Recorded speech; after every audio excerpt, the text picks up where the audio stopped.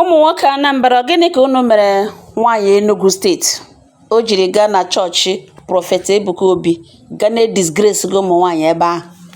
Olee otu unu si dewe nwaanyị na mee ya ihe unu mere ya? Biko mewe na explain, n'ihi na enwere m ụmụnne nọ n'Ọnịcha azụga ahịa.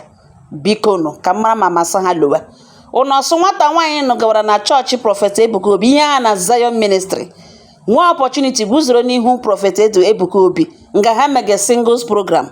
Ya jụwa Prọfet Ebuka Obi na ọtọ si na nwoke na nwaanyị aga enwe mmekọ until ha alụọ, na ọ wụrụkwa nna ya na ya lụcha echi ya chọpụta na agbagagba ya enwe nga ha ya chọpụta that na odogwu ya enwe nga ha and ya na like ya nga odimeni, na ya na like ya nga ọ gbara agba, na agbagagba ya na like odogwu ka ọ wụrụ ọdọ ị na-abọ ọdọ tụrụ ọtụkwụtịa, na ya chọpụtakwa na enwe nga ha na ọ ya ga na-ama nwee enyi nwoke ka ọ ya divorce ọ dị ya.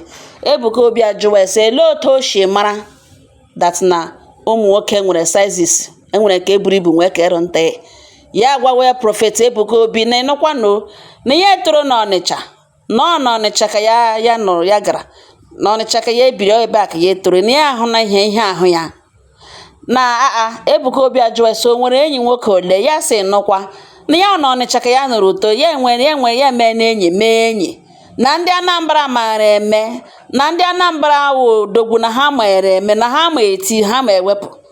Nwata nwa agbọghọ guzoro n'ihu chọọchị na-eti ndị Anambra maara eme. Ebuka Obi na-eti nata na nwa agbọghọ a mike, nata na ya microphone.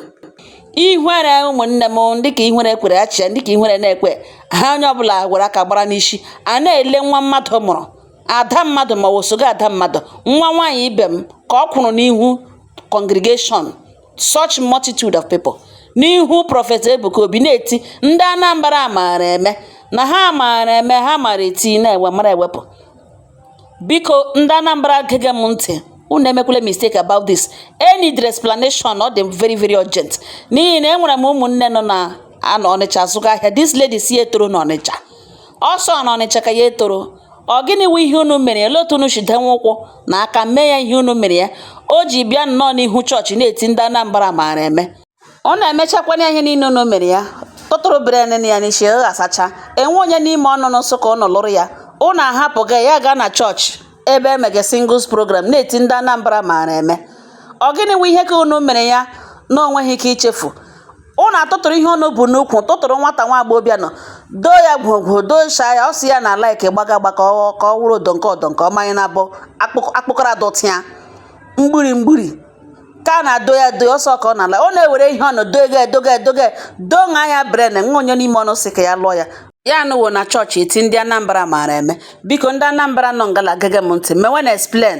Enwere m ụmụnne nọ n'Ọnịcha azụga ahịa ka mara ma masị ha lowe. Biko